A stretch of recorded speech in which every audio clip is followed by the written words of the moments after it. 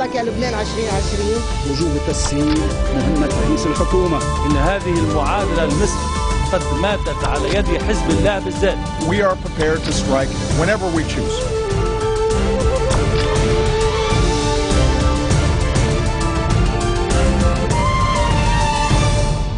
Bonjour à tous et merci de nous rejoindre sur Futur TV pour cette nouvelle édition de la rédaction. Voici les titres de ce journal.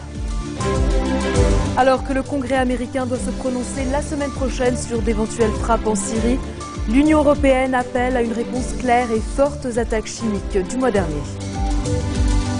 Michel Sleiman salue le rôle des jeunes dans la lutte contre le terrorisme. Le président libanais doit s'entretenir ce soir avec François Hollande en marge des Jeux de la francophonie à Nice. Le parquet général d'Égypte émet un nouveau chef d'accusation à l'encontre du président islamiste déchu Mohamed Morsi, avoir insulté des juges quand il était au pouvoir. Et à suivre également dans cette édition, 24 heures sur la base militaire de la Finule à Derkifa. C'est là que sont stationnés les quelques 800 soldats français qui forment la Force Commander Reserve, l'unité d'intervention rapide des casques bleus au sud Liban. Première partie de ce reportage spécial en fin de journal. Les ministres européens des Affaires étrangères appellent à une réponse claire et forte aux attaques chimiques du 21 août en Syrie. C'est ce qu'a déclaré la chef de la diplomatie européenne, Catherine Ashton. Elle s'exprimait depuis Vilnius à l'issue de la réunion des ministres qui sont d'accord sur le fait que de fortes présomptions indiquent que le régime syrien est bien responsable de cette attaque à l'arme chimique qui a fait des centaines de morts dans la banlieue de Damas. Le ministre allemand Guido Westerwelle a créé la surprise en annonçant que l'Allemagne allait signer à son tour l'appel à une réponse internationale forte. Appel lancé la veille par 11 pays, dont les États-Unis, présents au sommet du G20. De retour à Washington, après un sommet du G20 décevant, Barack Obama a demandé aux membres du Congrès américain de ne pas fermer les yeux sur l'usage des armes chimiques par le régime syrien. Dans son allocution hebdomadaire à la radio, le président a rappelé qu'en tant que commandant en chef, il voulait frapper la Syrie et punir le régime en place. Mais il a souligné que les États-Unis seraient plus forts s'ils agissaient tous ensemble. Le Congrès doit commencer à débattre de la question dès ce lundi. De son côté, Paris a temporisé, conditionnant sa décision aux résultats des enquêtes des experts de l'ONU.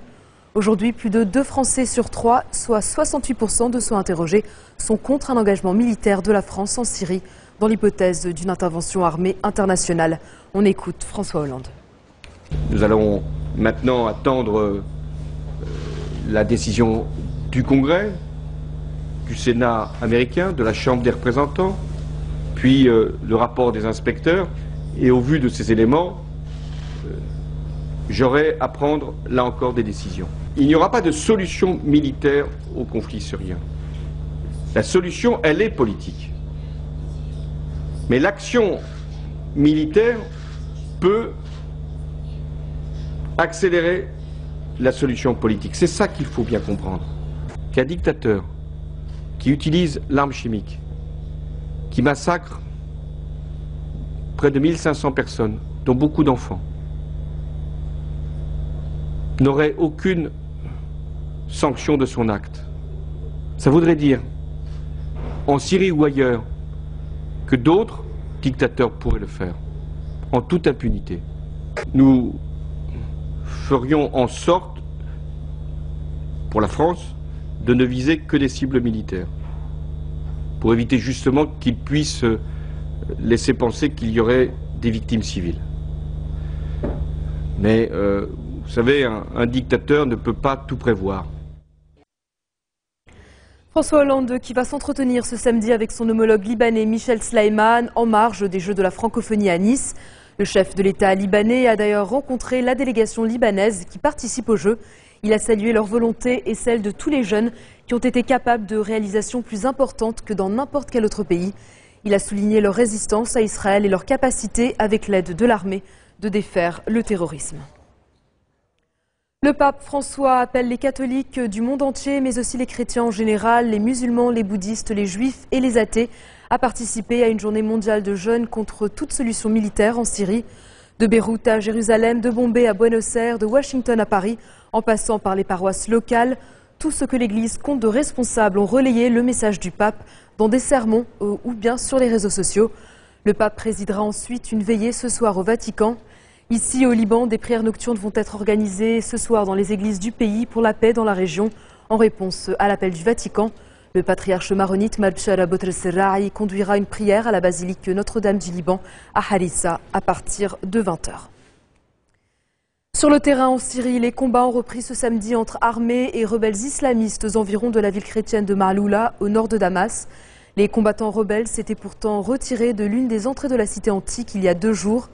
Maaloula est l'une des plus célèbres localités chrétiennes de Syrie et ses habitants parlent encore l'araméen, la langue de Jésus-Christ. Des habitants ont indiqué qu'aucun dommage n'a été subi par les églises et les monuments de la ville lors de l'attaque rebelle de mercredi dernier. Des rassemblements ont été organisés dans plusieurs villes de France pour réclamer la libération de 2 journalistes français, Didier François et Édouard Elias, 3 mois jour pour jour après leur enlèvement en Syrie. Réaction.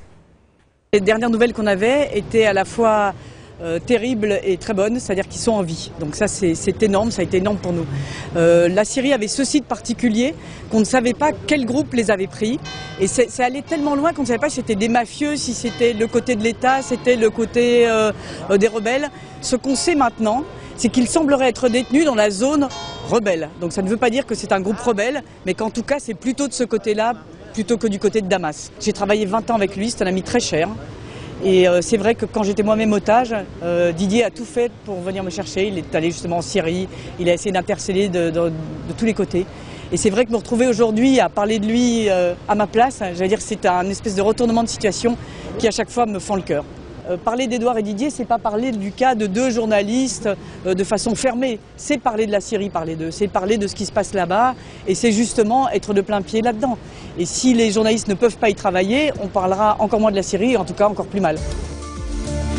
Dans un instant, les Chebabs somaliens revendiquent un double attentat meurtrier à Mogadiscio.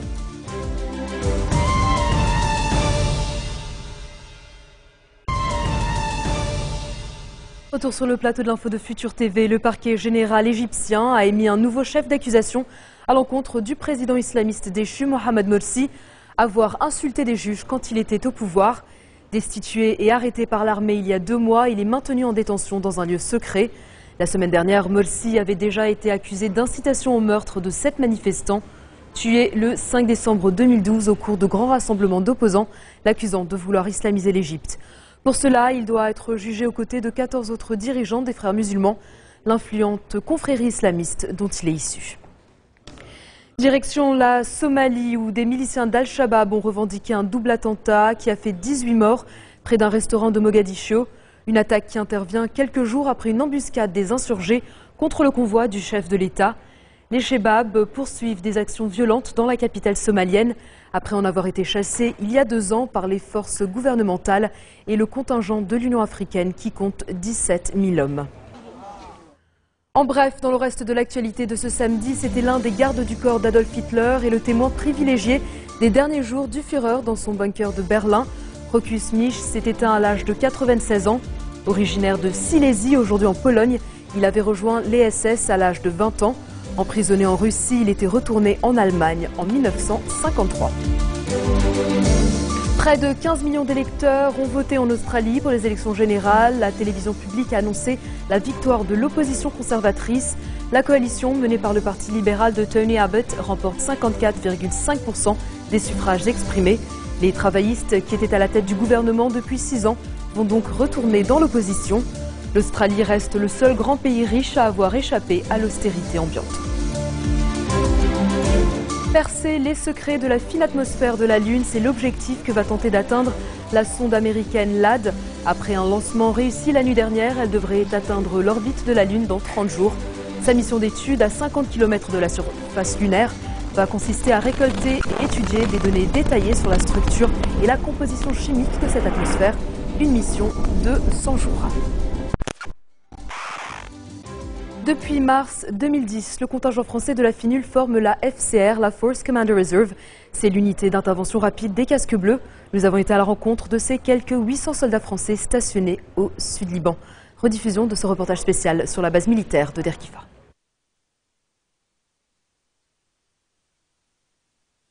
Der Kifa, un village chiite situé à une vingtaine de kilomètres de la frontière avec Israël.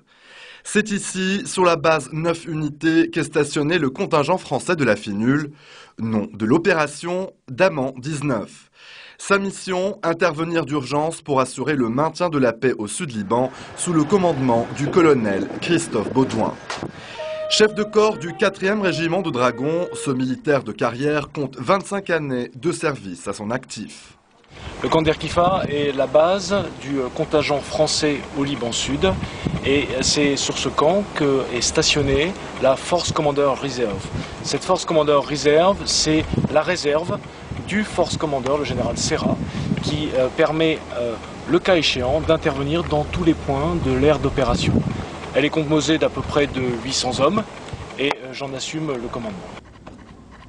Aujourd'hui, il remet à une centaine de ses soldats la médaille de la force intérimaire des Nations Unies au Liban, et ce, en reconnaissance de leur engagement au service de la paix. Une décoration qu'ils reçoivent après 90 jours d'action au sein de la FINUL.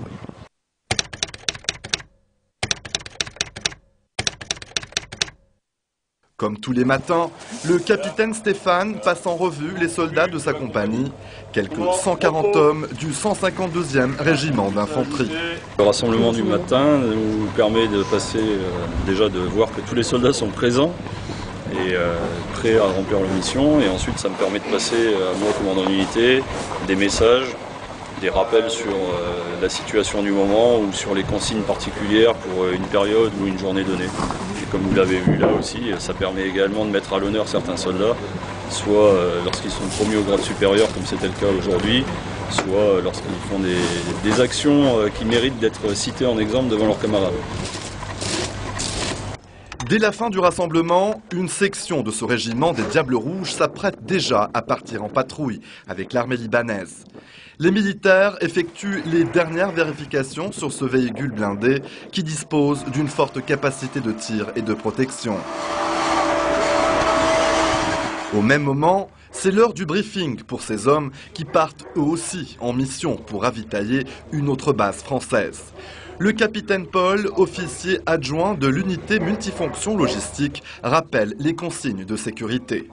Donc là, vous avez assisté à un départ en mission, d'une mission courante de ravitaillement. Donc il y en a régulièrement, plusieurs fois par semaine, qui vont donc là, en l'occurrence, assurer le soutien au carburant pétrolier, le soutien en ravitaillement en eau et également l'entretien des groupes électrogènes sur une emprise ONU qui dépend de l'emprise principale qui est ici.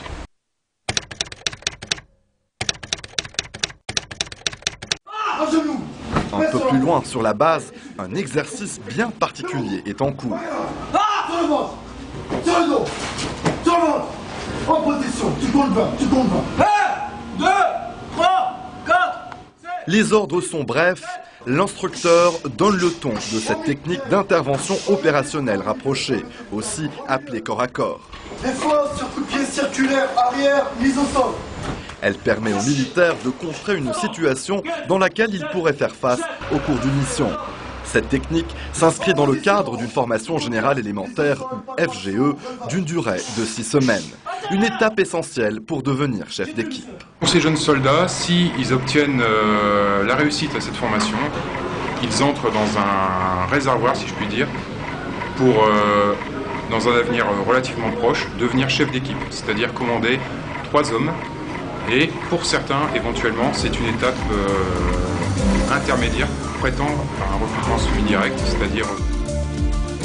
Et ne ratez pas la deuxième partie de ce reportage qui passera dans l'édition de demain à la même heure. C'est la fin de ce journal. Tout de suite, le rappel des titres qui ont marqué l'actualité de cette journée. Alors que le Congrès américain doit se prononcer la semaine prochaine sur d'éventuelles frappes en Syrie, l'Union européenne appelle à une réponse claire et forte aux attaques chimiques du mois dernier. Michel Sleiman salue le rôle des jeunes dans la lutte contre le terrorisme. Le président libanais doit s'entretenir ce soir avec François Hollande en marge des Jeux de la francophonie à Nice. Le parquet général d'Égypte émet un nouveau chef d'accusation à l'encontre du président islamiste déchu, Mohamed Morsi, avoir insulté des juges quand il était au pouvoir. Et puis c'était le reportage spécial de ce journal, 24 heures sur la base militaire de la FINUL à Derkifa. C'est là que sont stationnés les quelques 800 soldats français qui forment la Force Commander Reserve, l'unité d'intervention rapide des casques bleus au Sud-Liban. Merci de votre attention, retrouvez-nous tous les jours à 16h40 heure de Beyrouth. Vous pouvez également nous suivre en ligne sur notre site web ou en téléchargeant notre application mobile. Excellent suite de programme sur notre antenne et à demain. حبك يا لبنان 2020 وجوب تسهيل مهمة رئيس الحكومة. إن هذه المعادلة المصر قد ماتت على يد حزب الله بالذات. We are prepared to strike whenever we choose.